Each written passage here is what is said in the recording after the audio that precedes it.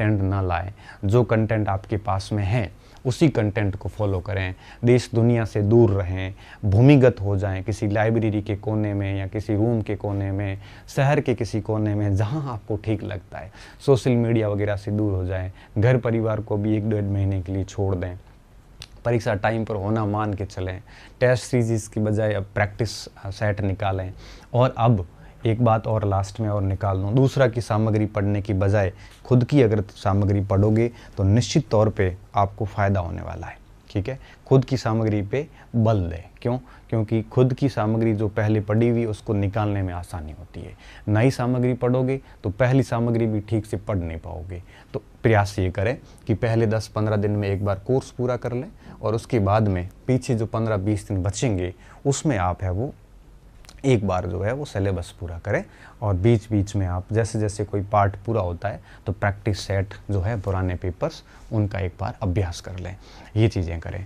ठीक है, अब बात ये आती है कि आप 100% के पीछे ना भागें। मैं बार बार कह रहा हूँ जितना हो रहा है उतना ठीक है। अगर मान लो कि ऐसा स्थिति आती है कि आप पढ़ रहे हैं कोई टेस्ट पेपर, आपके कंटेंट से 100 में से 20 सवाल बाहर चले गए, कोई फ़र्क नहीं पड़ता है। ठीक है, आप दुनिया की कोई सी भी किताब लेके बैठोगे ना, दुनिया की कोई सी भी कोचिंग ले लो, दुनिया का कोई सा भी टीचर ले लो, आप 10-15% तो बाहर जाएंगे ही जाएंगे। पेपर थोड़ा ठीक आता है तो बस सरल आता है तो वैसे भी सारे आ जाएंगे सवाल, वैसे कोई दिक्कत वाली बात नहीं है। तो इस चीज़ को लेके आप कभी अवसाद में न रहें। आपको ये समझ के चलना है कि 100% तो कभी होने भी नहीं है। आप अगर 70% तक नंबर ला रहे हैं तो मैं मान रहा हूँ कि काफ़ी बढ़िया स्कोर है और आप चयन की रेस में बहुत आगे हैं। इससे ज़्यादा ला रहे हैं और भी बढ़िया बात है। भले पेपर सरल हो भले टफ हो, आप 70% का आंकड़ा क्रॉस कर रहे हैं ना अपने अभ्यास में तो बेहतरीन कर रहे हैं आप। आपको चिंता नहीं करनी। मैं आपको दावे के साथ कह सकता हूँ कि जो बच्चे 60-70 से ऊपर निकल रहे हैं वो बच्चे सिलेक्शन की रेस में बहुत बढ़िया। अगर एग्ज़ाम हॉल का मैनेजमेंट बढ़िया हो गया तो आप डेफिनेटली चयन होंगे। और एग्ज़ाम हॉल को कैसे मैनेज करना है मैं परीक्षा से 3 दिन पहले वापस लाइव आऊँगा और आपको एग्ज़ाम हॉल की उन बारीकियों के बारे में बात करूँगा जो आपको ध्यान रखनी है। वो आपको एग्ज़ाम हॉल में कैसे प्रश्न अटेंड करने हैं वो सारी बातें मैं बताऊँगा। एक अंतिम बात और कि इस स्थिति में आप जो है एक स्थिति बनती है लास्ट में कि कुछ भी याद नहीं है। ये स्थितियाँ अक्सर हर स्टूडेंट के साथ बनती है। मेरे साथ भी बनी थी, आपके साथ भी बनेगी और हर किसी के साथ बनती है। लास्ट में ये लगने लगता है कि कुछ भी याद नहीं है, पिछले इतने महीने से प्रिपरेशन कर रहे हैं, कुछ भी याद नहीं है। लेकिन देखना ये चीज़ें जो है हम जब पढ़ते हैं, सिलेबस अधिक होता है ना, हमारे बातें अवचेतन मन में चली जाती हैं। लेकिन हमने अगर 1-2 बार रिवीजन कर रखा है ना तो जब एग्ज़ाम हॉल में हम जाते हैं और जब प्रश्न देखते हैं, ध्यानपूर्वक देखते हैं, तो उसके बाद में वो ऑप्शन अपने आप धीरे धीरे हमारे दिमाग से अवचेतन मन से आने शुरू होते हैं और आप यकीन मानिए कि प्रश्न के उत्तर अपने आप निकलने शुरू होंगे। ये महसूस होगा कि कुछ भी याद नहीं, हमारे को भी होता था और आपको भी होगा। लेकिन ध्यान रखना आपको बहुत कुछ याद है। अगर आपको उसका प्रैक्टिकल करना है तो आज एक काम करना, आप कोई भी पुराना पेपर उठाना किसी भी आपकी प्रैक्टिस बुक से और आप 20 सवाल करना। अब 20 सवाल करना और आप देखना जिसको आपने पढ़ रखा है सिलेबस को उसके 20-25 प्रश्न करना। आप देखना उस 20 में से आप 15-16 प्रश्न बड़े आराम से कर पा रहे हो। अगर 15 प्रश्न कर पा रहे तो आपको 80% तो याद हो गया। फिर आपको ऐसा क्यों लग रहा है कि याद नहीं है? ऐसा इसलिए लगता है कि इतना सिलेबस होता है, हमने पिछले 1 महीने पहले कुछ चीज़ों का रिवीजन किया था, वो अभी याद नहीं आ रही है। इसलिए कह रहा हूँ कि अगर ऐसी फीलिंग आती है ना तो उससे डरने की ज़रूरत नहीं है। बस एक बार और रिवीजन करोगे और प्रश्न निकालोगे तो कॉन्फिडेंस का लेवल बढ़ेगा। और एक शिकायत ये भी रहती है कि सर कॉन्फिडेंस नहीं आ रहा है। कॉन्फिडेंस नहीं आता है। कॉन्फिडेंस तो कब आता है? जब पेपर हॉल में बैठेंगे, 5-7 प्रश्न देखेंगे, फिर कॉन्फिडेंस आना शुरू होता है। उससे पहले किसी को नहीं आता बेटा, पहली रैंक वाले को भी नहीं आता और लास्ट रैंक वाले को भी नहीं आता। कॉन्फिडेंस उसको आता है जिसकी बिल्कुल तैयारी नहीं होती है, वो कॉन्फिडेंट होता है। क्यों? उसको पता है कि अपना कुछ जाना नहीं है, जो आएगा वो मुनाफा ही है। जितनी बढ़िया तैयारी उतना ही लो कॉन्फिडेंस रहता है, डर रहता है, बहुत सारी चीज़ों का डर रहता है।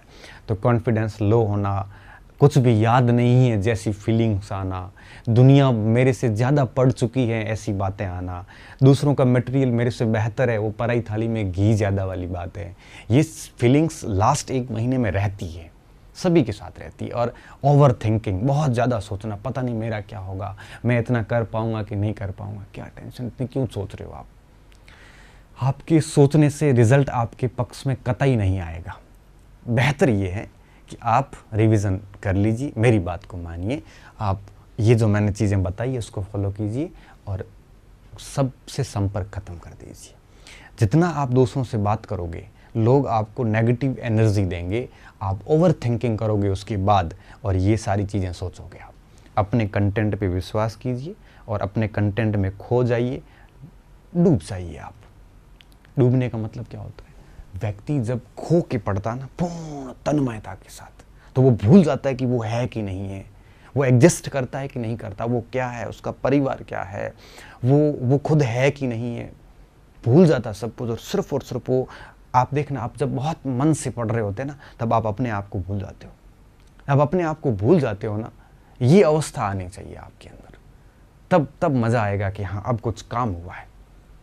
जब अभी मैं वीडियो बना रहा हूँ ना, अब 15-20 मिनट से मैं भी भूल गया हूँ कि मैं क्या हूँ, मैं पूरा खो के डूब के आपको बात बता रहा हूँ ना, ऐसा काम करिए आप।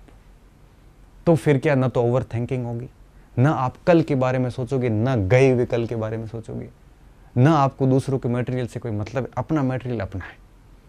100% सवाल उसके मटेरियल से भी नहीं आएंगे, 100% आपके मटेरियल से भी नहीं आएंगे। सिलेक्शन जितने सवाल उसके मटेरियल से भी आएंगे, सिलेक्शन जितने सवाल आपके मटेरियल से भी आएंगे। इसलिए कह रहा हूँ, उनसे क्यों बात करें, वो खुद संघर्षरत है, आप भी संघर्षरत है। जब आप समकक्ष से बात करोगे ना, तो वो आपको कभी मोटिवेट नहीं कर पाएगा। और ध्यान रखना, वो खुद किसी और से मोटिवेट होकर आ रहा है, आप उससे मोटिवेट होने जा रहे हो। वो खुद किसी को सामग्री पूछ के आ रहा है, आप उससे सामग्री पूछ रहे हो। उसको खुद को प्रश्नों के उत्तर नहीं पता, आप उससे पूछ रहे हो, और वो आपसे पूछ रहा है। इसलिए कह रहा हूं कि इस समय इन चीज़ों से दूर हो जाइए आप। ये आपकी ओवर थिंकिंग का मेन कारण है। और मैं बात खत्म कर रहा हूँ, वीडियो को पूरा करो, मैं आपका समय ज़्यादा नहीं लूँगा। 2 बातें कहूँगा। पहली बात कि लास्ट 3 दिन पहले 17 को एग्ज़ाम होगा, तो मैं 14 को आपको वापस लाइव आऊँगा, मुझे याद करवा देना आप, और मैं उस समय पेपर मैनेज कैसे करना ये बात बताऊँगा। और दूसरी बात, मेरी ये सारी बातें याद रखना, माँ सरस्वती अपने ऊपर ऋण कभी नहीं रखती, और आप जिस स्तर की मेहनत करते हो ना, ध्यान रहे उस स्तर से अधिक आपको प्राप्त होगा। ये मैं आपको दावे के साथ कह सकता हूँ, ये मेरा व्यक्तिगत अनुभव है। और दुनियादारी से दूर हो जाइए, ये सबसे बड़ी बात है। और अपने सामग्री पे विश्वास करते हुए ठीक से काम करते रहिए। आज के बाद भूमिगत हो जाना, वापस देखने नहीं चाहिए कहीं पे, ठीक है। इन्हीं बातों के साथ ढेर सारी आपको मेरी तरफ से बहुत बहुत यूँ कहिए कि शुभकामनाएं, और आप मन से मजबूत बने रहें। और मैं ईश्वर से दुआ करूँगा कि आपका 1 महीने का ये टाइम टेबल बढ़िया बना रहे, कोई विघ्न ना आए बीच में, स्वास्थ्य, परिवार, ऐसा कोई विघ्न ना आए, और आप पूर्ण तन्मयता के साथ इस रणनीति को फॉलो करते हुए अपना पूरा दम लगा के मेहनत कर लो। और पढ़ाई करके आज दिन तक किसी की मृत्यु नहीं हुई है, कोई मरा नहीं है। उस स्तर की पढ़ाई कर लेना, आप खो जाने चाहिए कि आप हो या नहीं हो। इस स्तर को लेके आप डूब के मेहनत करोगे, आप देखना 5वें दिन कॉन्फिडेंस आता है। मैं दावे के साथ कह सकता हूँ, इस स्तर की मेहनत करते हैं ना, जब डूब के 7वें दिन अंदर से अलग लेवल का कॉन्फिडेंस आता है, चेहरे पे चमक आ जाती है। इन्हीं शुभकामनाओं के साथ मैं मेरी बात को यहीं खत्म कर रहा हूँ।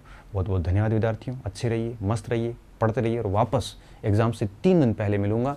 और उस समय आप ये कहते हुए बनने चाहिए कि सर हमने 2 बार, 3 बार, 4 बार, जितनी भी बार रिवीजन कर लिया है।